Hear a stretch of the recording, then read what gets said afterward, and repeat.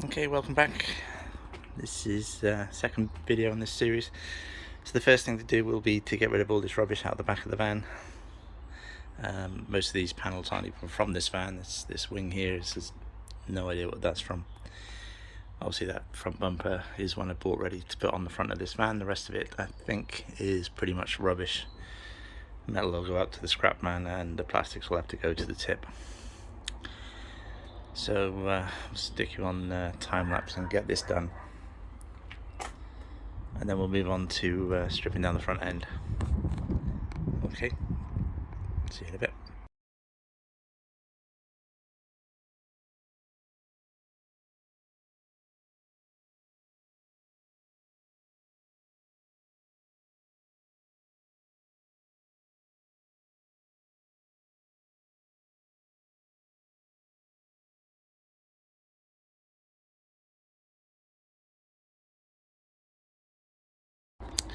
Okay, so that's the back end quick sweep and get rid of all the rubbish out of it.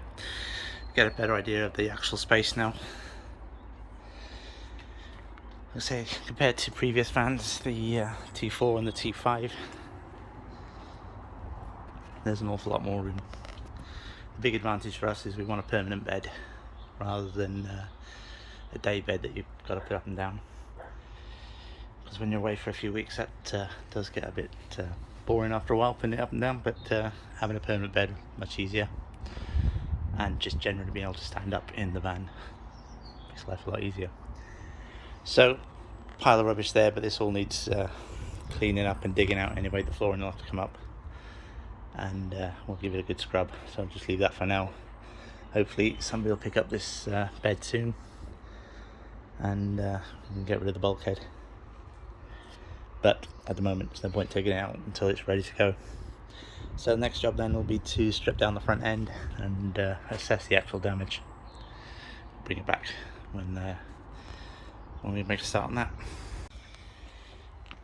Okay, so the next part of the repair will be to clear this front end away, remove the broken panels, the bumper support bracket, the radiators, and clear away this corner, ready for pulling it out a bit. Should be fairly straightforward. The bumper support is these 4 bolts either side, 16mm on these ones, and then down the bottom there's a 18mm. There's a Torx holding the radiator support panel. This one's broken, this one's on the other side. It's still okay, so that'll have to be removed.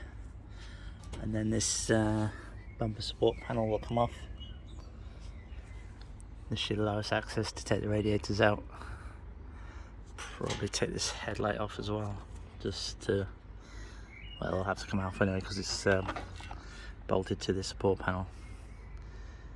So we'll get that done. On this side then, start clearing away some of these bits and pieces, take the ECU off.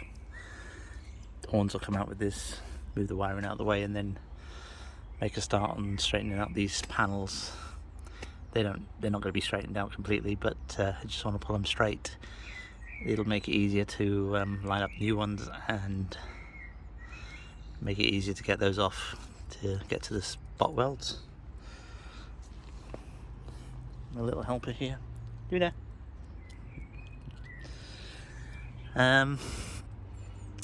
So I'll put this on time lapse and bring you back when there's something a bit more interesting to see. Me and my little helper here.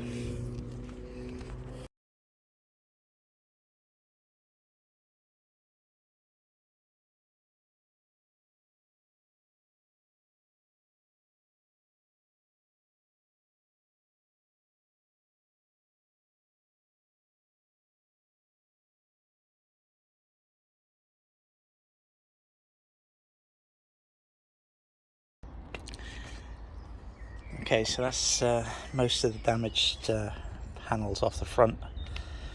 Still need to remove this ECU. This pump is broken anyway, that's got to be changed. Have a replacement one for those. Move this out of the way, take the wiring, move that out of the way. A few little things. This plug was very difficult to get off. Came off eventually, obviously. That clip is deformed, so that's not going to go back on. Oh, it's locked. Okay, maybe go back on.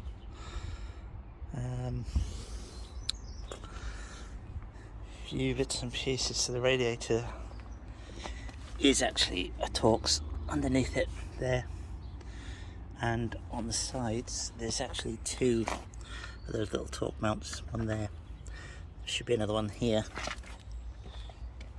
so not too bad though. That's all being replaced. So next thing now, remove the ECU, the pump, move the wiring, try and make as much room up here as possible, ready so that nothing gets damaged when we're trying to straighten it out. Now looking at the subframe, this may not actually be bent. It's actually different from side to side. When I looked underneath the van, I could see it different, so I thought it was bent. But when you play the replacement one, this piece is like an indent here, isn't actually indented there, which this is the piece I thought was bent. So that may not be bent, and may be okay, but probably replace it anyway. I'll take it off at least and measure it, just see. Everything else seems pretty good. Just need to make us a bit more room now on this inner wing, and then get ready to use the dozer to pull out the bits and pieces. Okay, I'll bring it back in a second.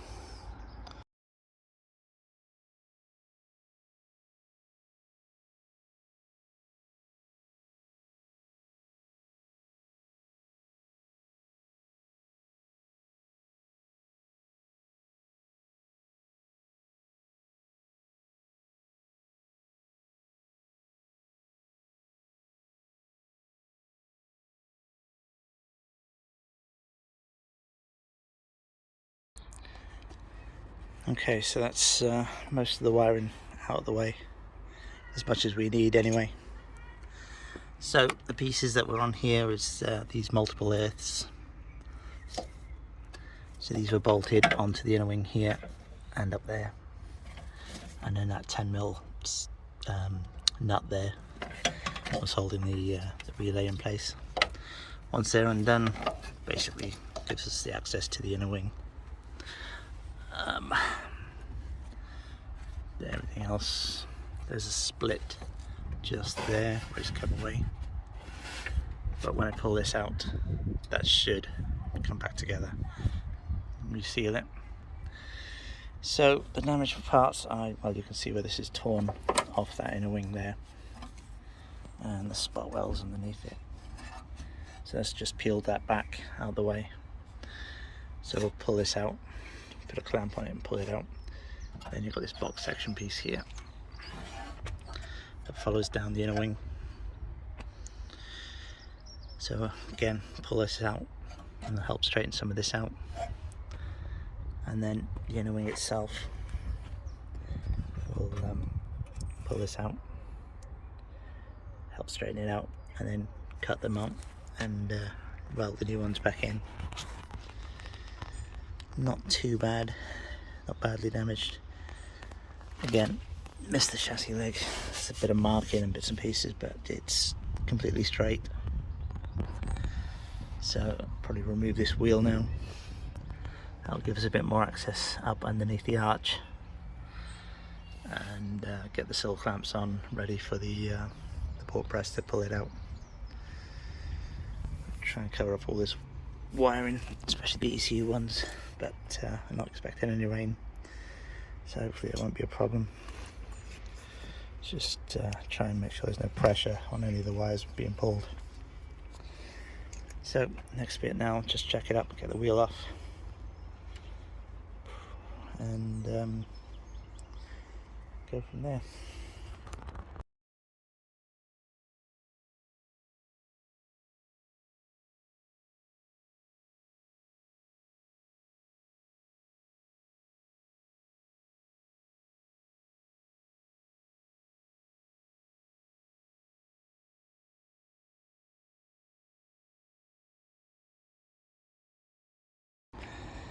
Okay, so a bit of an update on the progress. So I've removed the strut completely. It's over there. It's 3 16mm at the top. There's 2 bolts on the bottom ball joint that basically bolt into there. They are to 20mm, 1mm. The anti-roll bar drop link is also 21mm.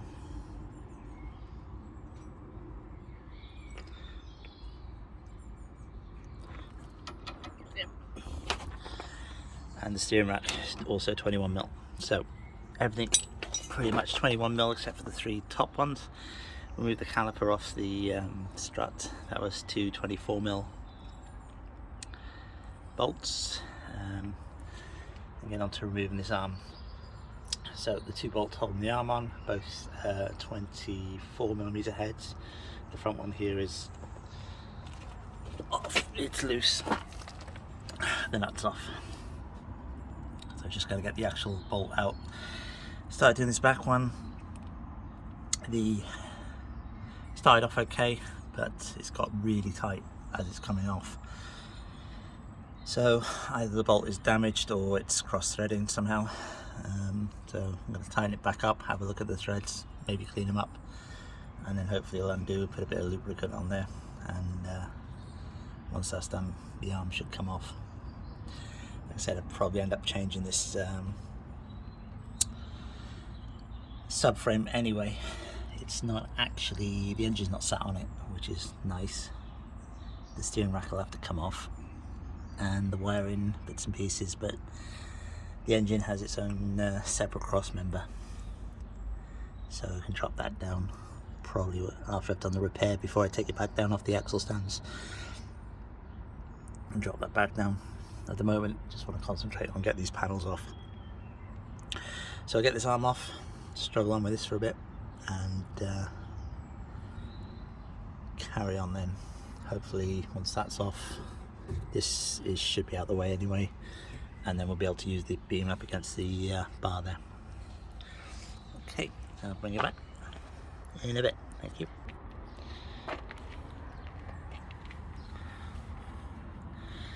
Okay, so I managed to tighten the bolt back up with the power bar. If I zoom in, you'll be able to see that it is actually cross-threaded at the end of the bolt there. So that's not going to undo. It'll just get tight to the point where it pretty much weld itself together. So the only other option now is to either undo it and then cut behind the nut, or cut the front of the nut off with part of the bolt.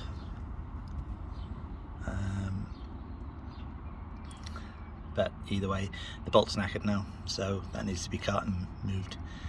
Not too worried about the subframe either, so we got a replacement. So probably have to buy 2 new bolts and nuts for this, just to be on the safe side anyway. They're quite specific size. So next job will be fun with the cutting tools. Okay, I'll leave it at that. Okay, so the 2 bolts out of the subframe. Not picking up very well on the camera, but this one is bent. Obviously this one we cut the end off because it was cross-threaded. So they came out okay. They'll obviously be replaced. I think these are 12 or 14, look like 14, maybe even 16. Actually, they're quite big bolts. So we'll get 2 new bolts, some new nuts, and ready for the reassembly. The arm itself is just here, so that's all okay. It's brand new anyway. where that one bolt was damaged. It's just marred up the inside of that bush slightly, but that really shouldn't be a problem. So once it all goes back together, we'll get some nice new bolts. So then going back to the subframe, so I'm not sure if that's picking it up. Yeah, it should be okay. So the mounting hole on the subframe is basically elongated where that pulled out, where the arm got pushed towards the back of the van. It's basically arced on there and it's pulled that out, elongated that hole. This could be repaired, just clean it up, a nice thick washer welded on the back of it. It would hold it in position.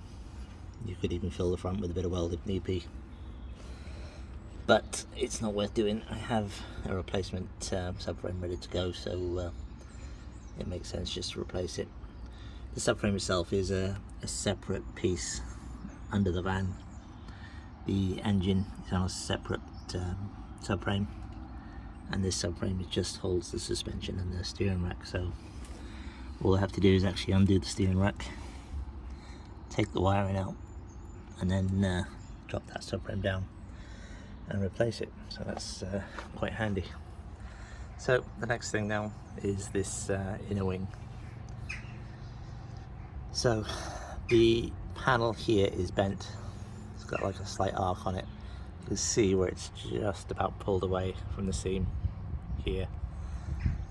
So by pulling this piece out, it should help straighten this out. So once that's basically straight, we're going to cut all this off anyway. Got to replace some panels for all these. So we'll use the new panel as a guide as to how far it needs to be pulled out, and then get this, let's pull it out as much as can with hammer and dolly. It's flat and straight. Then these splits here, these will close up again. This is part of this panel, so that's got to be replaced anyway. This one is part of that inner panel, so that will all be cleaned up and welded if and where needed. So the actual inner wing panel is not really picking up very well on camera, but this is bent here. There's this split here, but when I pull this out, that split will disappear. We'll put some tack welds on it anyway, some reinforcement, just to make sure it's okay. But once that's square, we can get rid of this panel. These panels will be cut. This seam along here is perfectly straight, so that part of the inner wing is actually undamaged. So it looks like the damage pretty much stopped here.